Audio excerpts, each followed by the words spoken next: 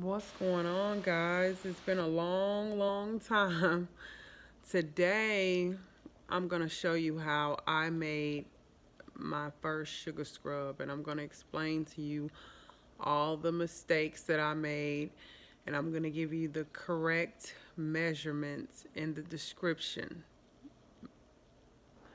Okay? Now, the first things first, let's look at the ingredients. Water, cocamidopyl betaine, sodium cocoa isothianate, glycerin, sorbital, another humectant. Now that you've got everything for the water phase, you stir it up. And now let's look at the oil phase. What you're going to need is steric acid, mango butter, emulsifying wax.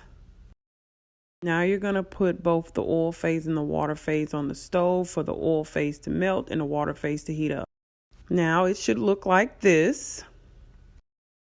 Since it wasn't really enough room in the beaker, I poured both the oil phase and the water phase into the bowl, and it should turn white. Now where I messed up is I used too much water. Also, guys, this is another mistake that I made. I used this type of whisk, and it made it all turn into bubbles. Do not use this type of whisk because it's going to all foam up. This is a better mixer. You see how it got rid of the foam and it's starting to turn into like a creamy texture? This is better. Don't use the other whisk. Now look how creamy it's starting to look.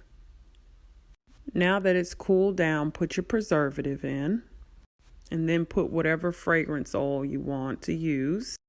This is another look at it before I put the sugar in. And now add the sugar. Just look at it, y'all. It's so thick and creamy. I love me a thick, creamy sugar scrub. Well, I say thick, creamy, foaming sugar scrub. I love it.